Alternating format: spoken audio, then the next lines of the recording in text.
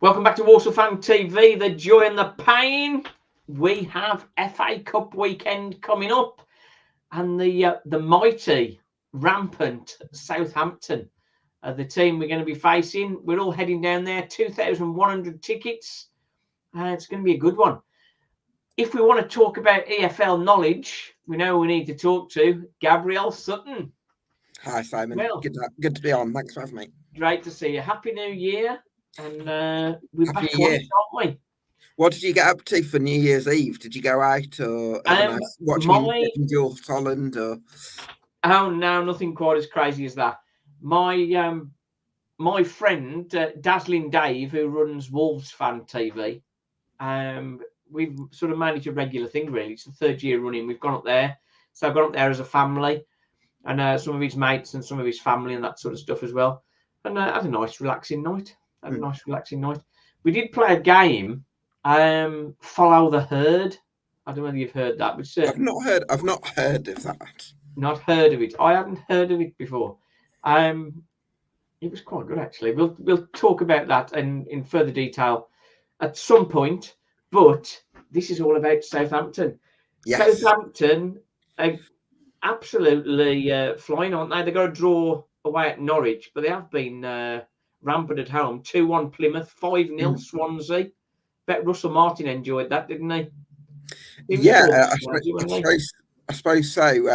Yeah, it's going to be really interesting to see what Southampton do, because I think they're very much at a stage where there's probably a lot of pressure on them to win promotion this season, and so I'd expect them to play quite a rotated side, but they do come into the game in pretty good form. I think they're unbeaten in their last 13 or 14 games, and even with a second string side, they're probably going to be they're going to be able to put some good players out there. And I think even a second string Southampton side are definitely very good. In the AFL Trophy, they came unstuck playing some youngsters. They lost to Gillingham. Che Adams played for them. He was just coming back from injury, wasn't he? Well, he's actually expected to possibly leave the club, because it's actually been a funny situation for Southampton with strikers this season, because they've got Adam Armstrong, but he's actually playing more sort of on the left of the front three for them this season. So actually down the middle, Che Adams hasn't started for Southampton even when he's been fit, and Russell Martin has actually played a lad called Charlie Alcaraz up top, even though he's actually more of an advanced midfielder by trade. So that's definitely a problem position for Southampton. So I suppose that probably the hope for Walsall is that if you can keep it tight, and they might not necessarily have that one sort of centre forward that sort of finishes their chances. So I guess that will be some encouragement. I'd imagine the likes of Tyler Dibbling and Amior, who are both about 17, could start against Walsall. So you might have a bit of hope if you can put a good performance together. We hope so. Adam Armstrong, 13 goals, 9 assists. He's on fire, isn't he, this season?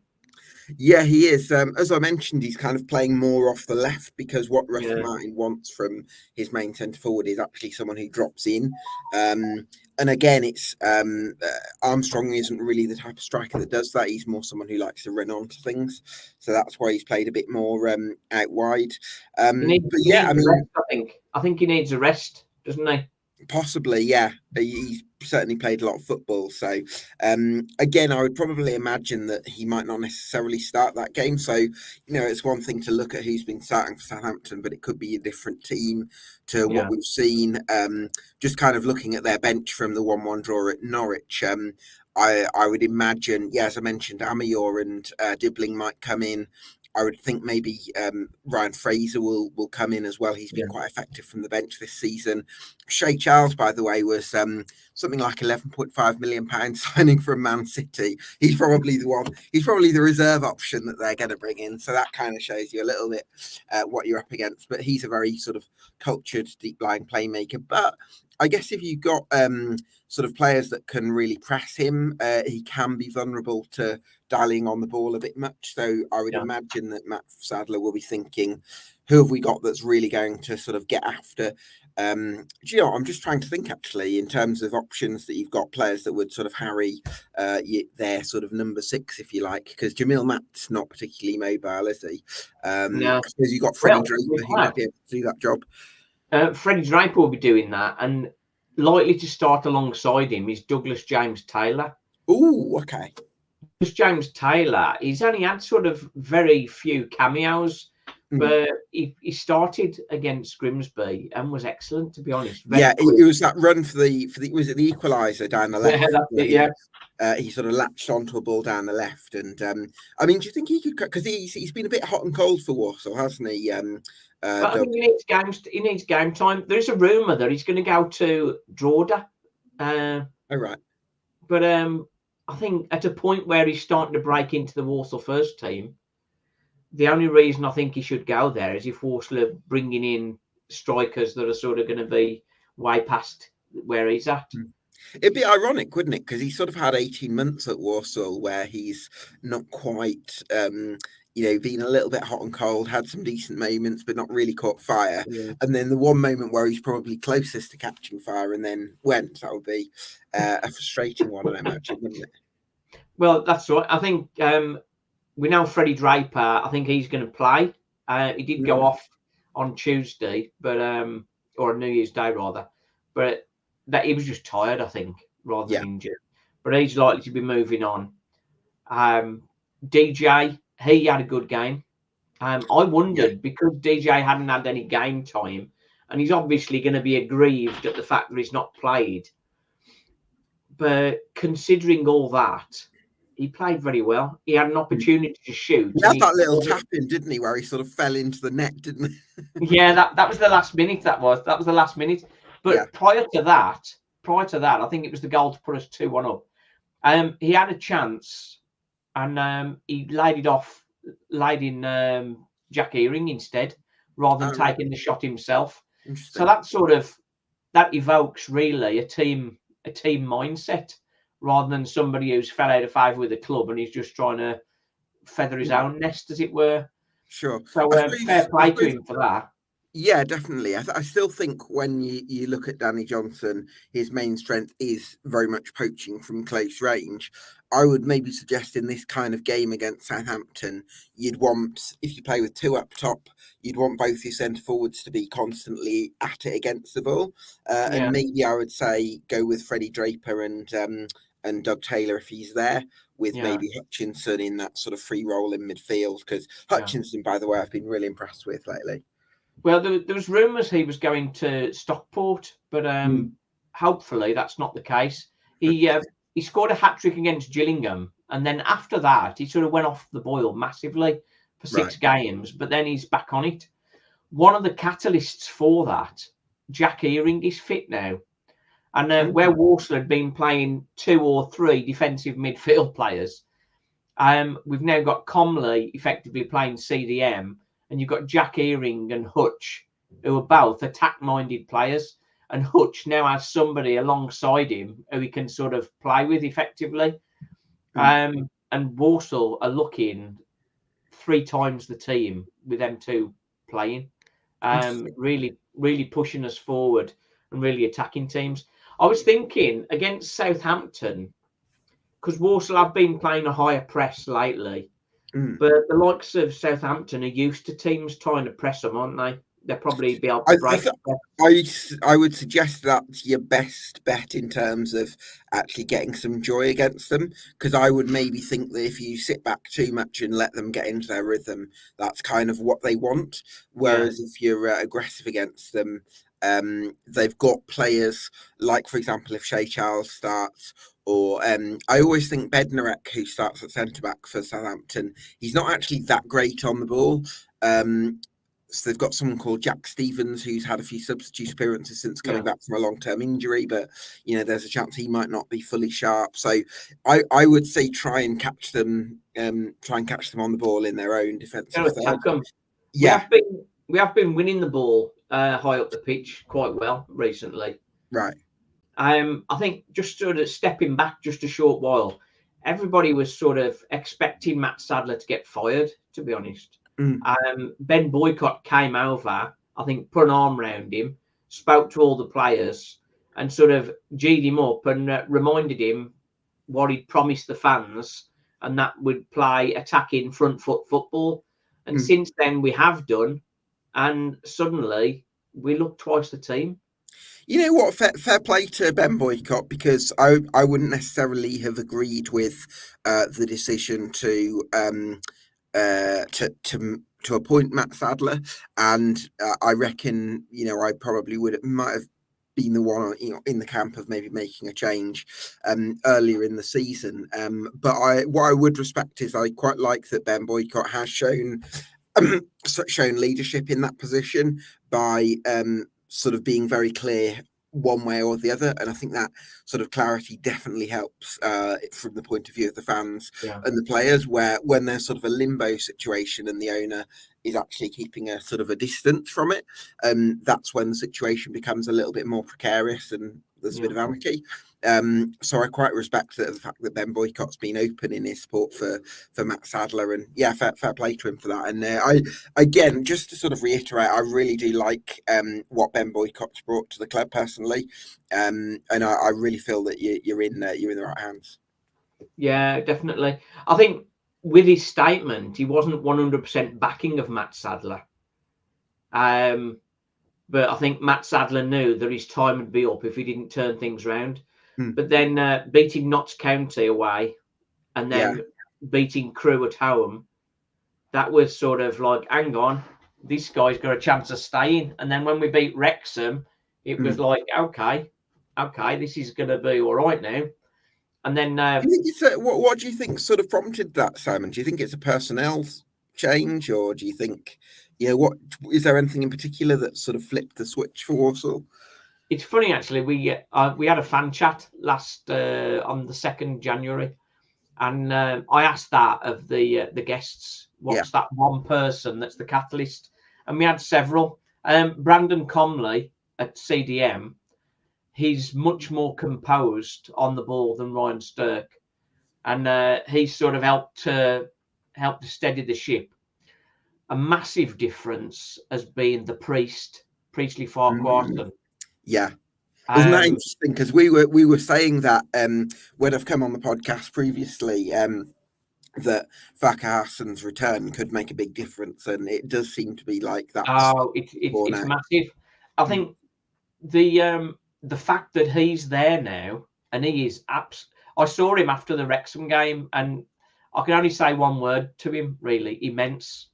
And that is it. He got Donovan Daniels out a couple of times. He's very quick, very strong. Perhaps he's not the best ball player, but as a defender, he's absolutely excellent. But having him there gives Donovan Daniels more confidence to be able to go forward. And quite often we've been playing 3-6-2. 3-6-2. But I'm saying 3-6-2 because Donovan Daniels is playing in the back three and he's playing as an attacking midfielder as well. He's you'd not believe. So basically, any time a player moves position, you automatically add another number onto the formation. Is that the rules we're going with there? He's covering both bases.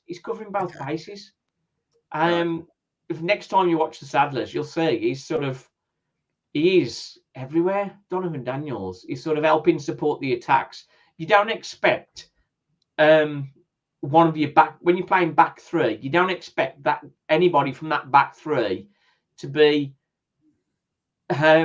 inside the box during a regular attack or crossing the ball from a regular attack. He's right in there. Yeah. Now from set pieces, you could imagine it.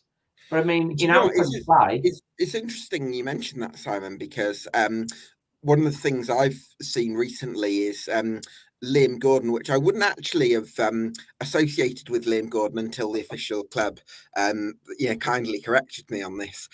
He's actually likes to cut inside onto his right foot and curl a shot at goal, which he actually did really well at Bradford. And I think there was one of the home games recently where he did that quite nicely as well. I don't think there was a goal on that occasion, but I think so. That dimension is really interesting because then that does encourage Donovan Daniels to overlap even more, and you've got Farkas and sort of shifting across. There's another couple of players as well that have sort of made a big difference. Jackson Smith came in for Owen Evans. Owen Evans had a injury. Jackson Smith, I'd seen him in the AFL trophy, and every shot that went near him went through him. But so far, I have to put the avoid the curse. So far, he's been excellent. Against Tranmere, definitely. He probably could have lost that game on chances, I gather. And Jackson Smith was apparently man of the match, and so. Well, he against Wrexham made some good stops at Wrexham, and a couple of good saves against Gillingham early doors as well. He distributes the ball better, and Walsall are now counter-attacking teams. When we got Owen Evans in goal, he just held onto the ball for so long, just waiting for everybody to get set, as opposed to sort of trying to do a quick break. And Walsall are now attacking and getting counter-attacks going, which we weren't before. You think there's a connection there in terms of the style of play that Matt Sadler and Ben Boycott want, and actually how Jackson Smith's distribution style kind of feeds into that? That's it. I think we can't refer him back to Priestley, Farquharson, the priest. Jackson Smith is looking a lot better at the moment than Owen Evans, but for a large part of it, Owen Evans had very young defenders in front of him. So having the priest in front of him makes Jackson Smith look better, but he is making good saves as well. So it sounds from what you're saying then, Simon, that there's been this sort of perfect storm a little bit for Walsall, in the sense that Jackson Smith's come in and the distribution and shot stopping has made a real difference. You've got Priestley Farquharson back. You've got Brandon Comley sort of pulling the strings in midfield, and he's a bit more composed and Stark. And then you've got Douglas James Taylor starting to find a little bit of form. And it feels like, because I looked at Walsall earlier in the season, I saw definitely those pieces, those bits of individual quality with Hutchinson and Draper, but maybe something was missing in the overall sort of structure.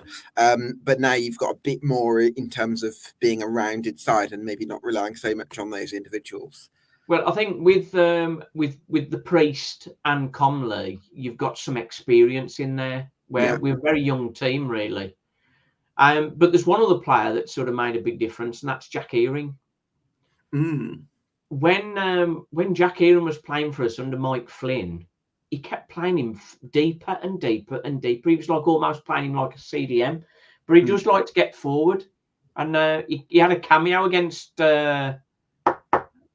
Wrexham. I think it was Wrexham. No, it wasn't Wrexham.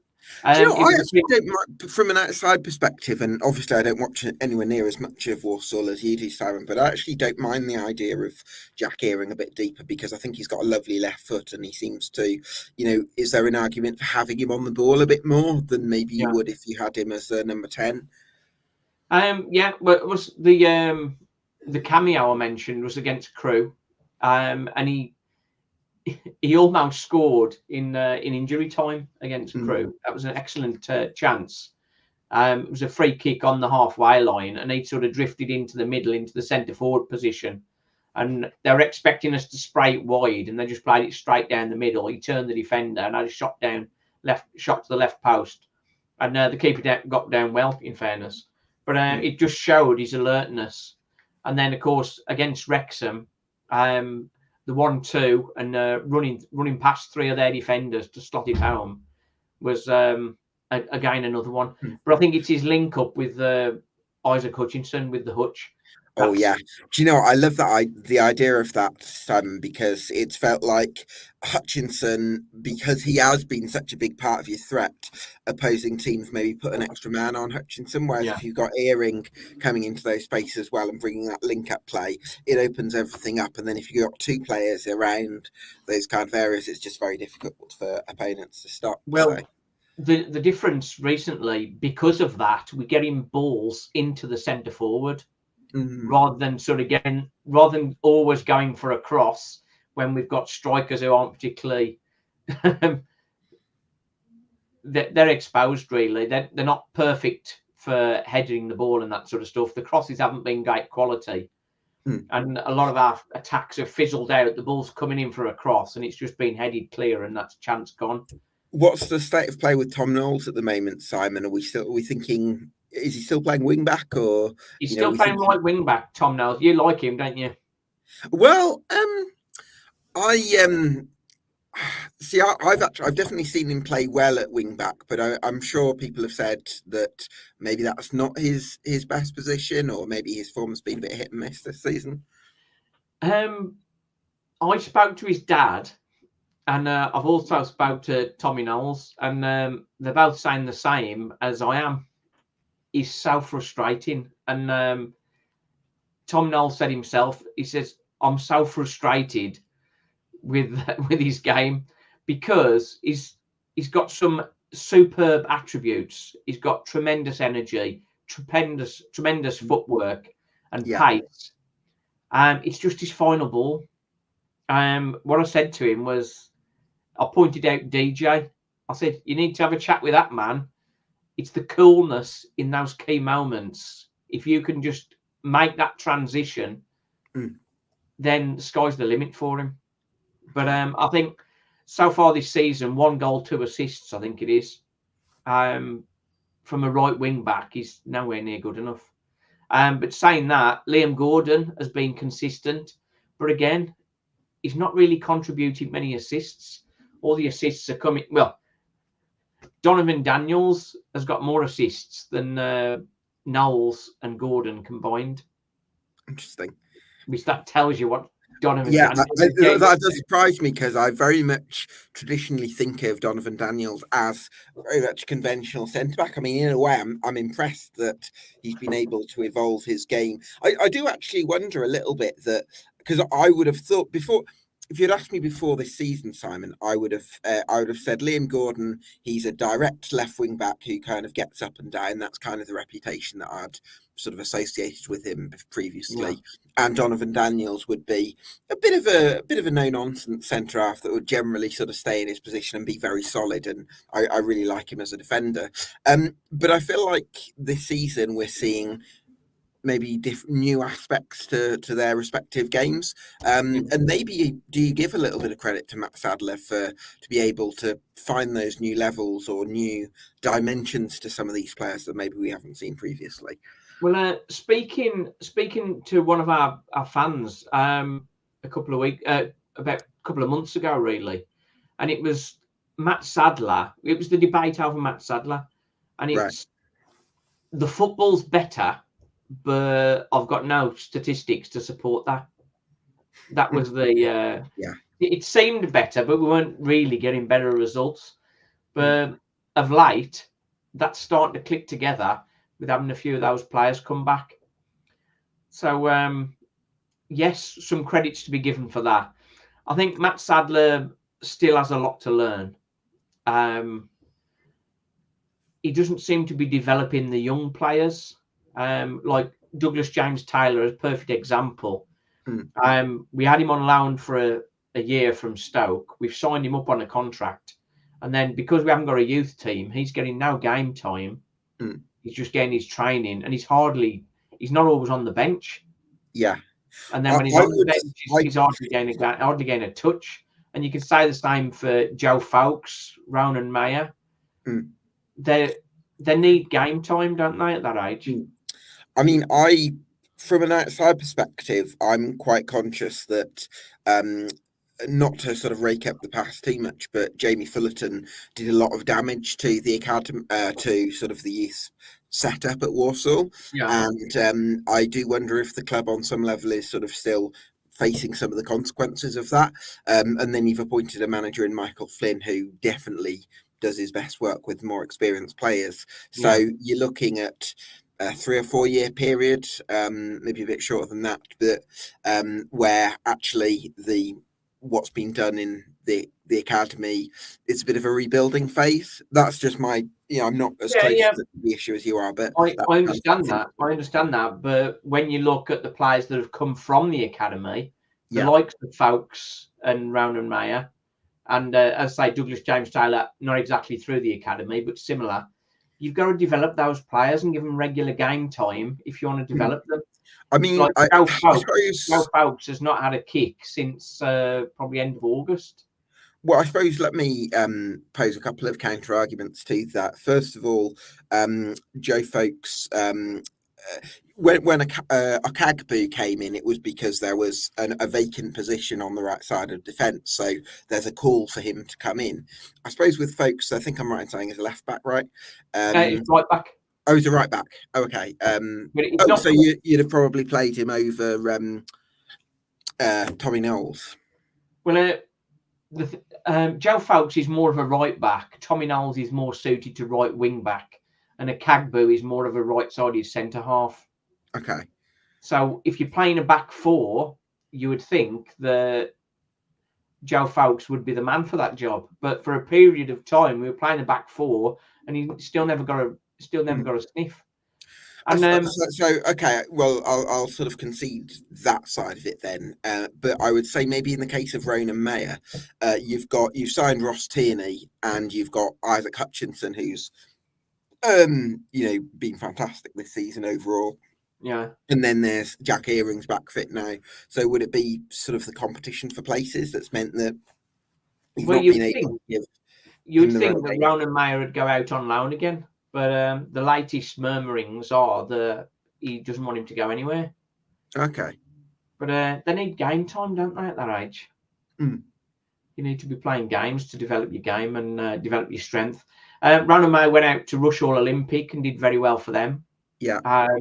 And really didn't want to come back, I don't think, because of how well things were going. He was playing regularly. He was getting lots of plaudits. He was the league's one of the league players for the month and that sort of stuff.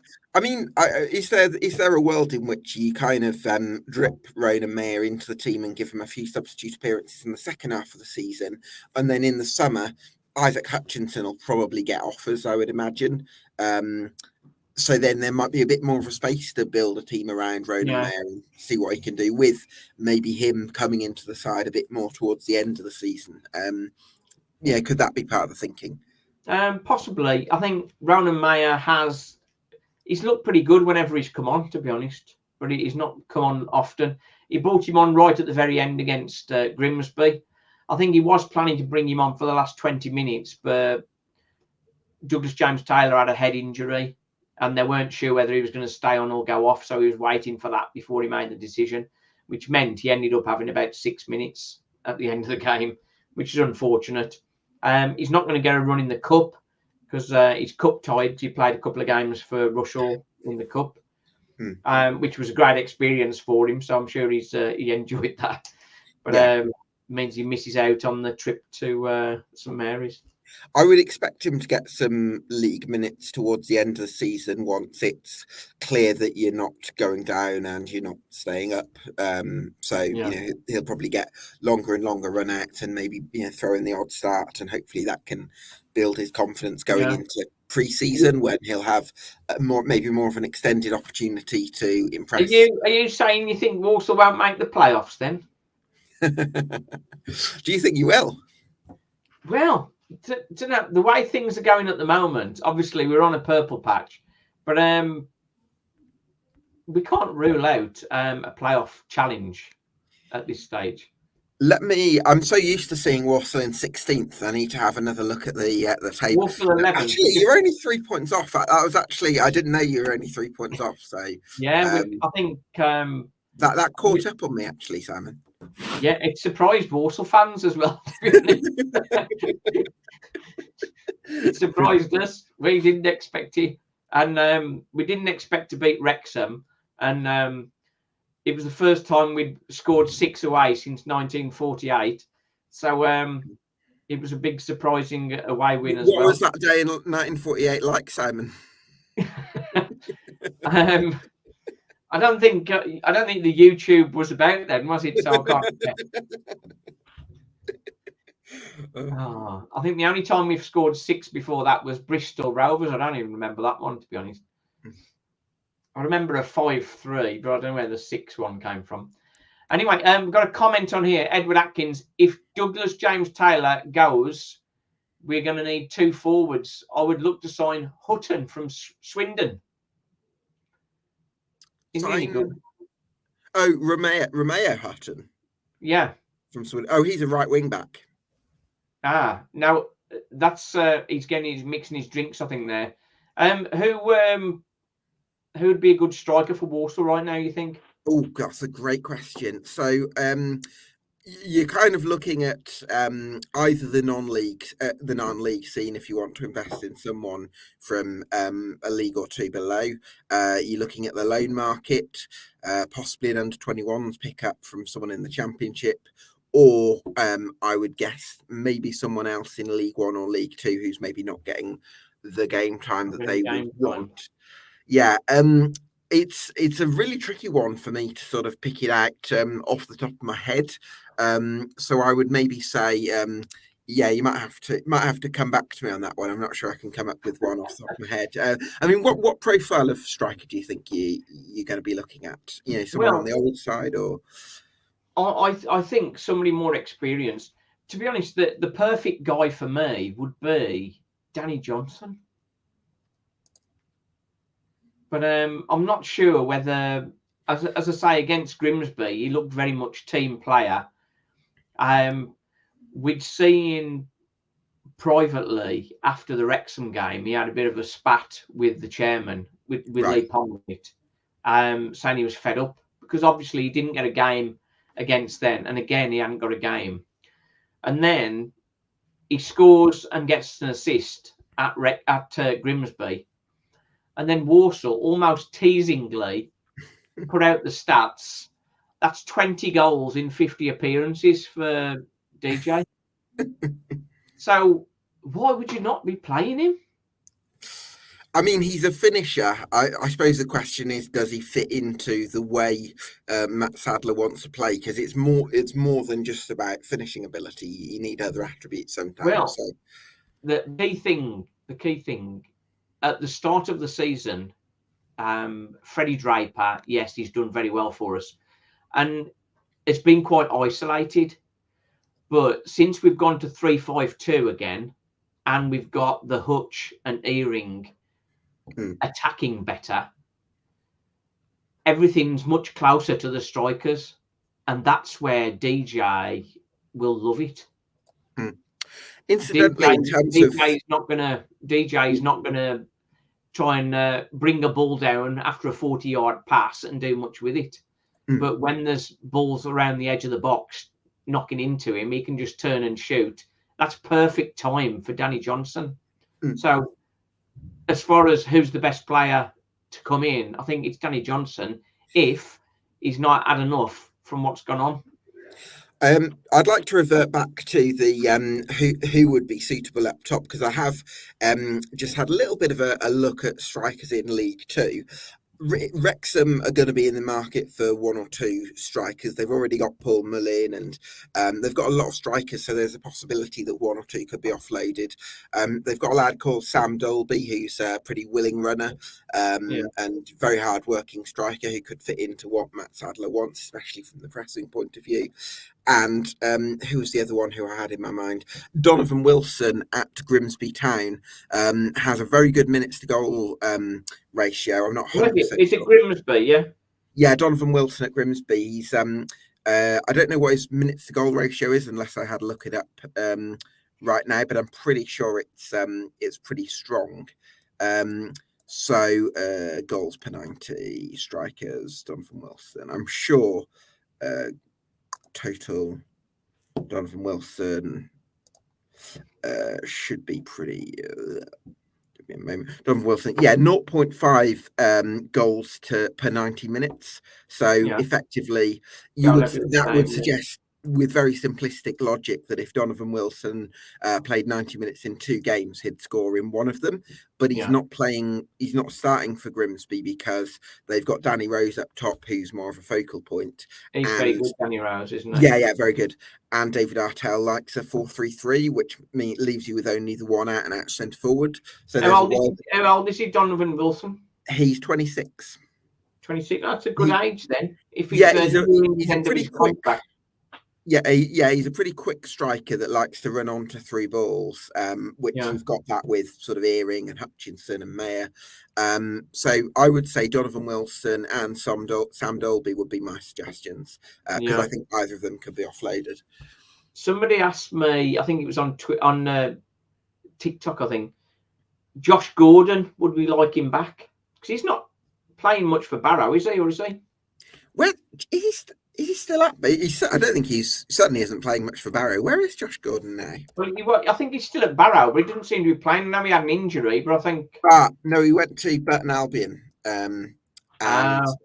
Yeah, I don't think he's been playing much for Burton. He might have had an injury. I'm not 100% sure on the details of that. So there's that. There's that, I suppose. Yeah, that would be an option. Yeah. Edward Atkins has corrected himself. Yeah, Hutton for right wing back. That would be in competition for Hutch. For Knowles. Well, he came through the academy at Birmingham, so whether that would help him from a geographical point of view, you never know. So Swindon trying to lose players, aren't they, at the minute? They've got no money, have they? Yeah, they've got some financial issues. Yeah. Definitely. I think that Don Wilson, that sounds, if he's somebody we could get at 26, that's a good age. But I say, if DJ is happy and he starts playing him again, then he could be the striker we need.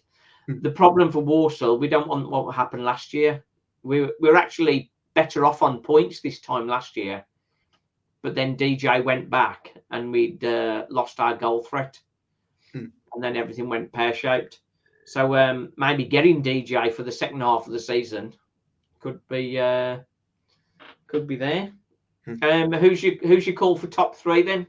Oh, now you ask the hard-hitting questions, Simon. We'll finish off after this. Now we're over our time, really. Who do you think's the top three? Top three. I think Stockport get there.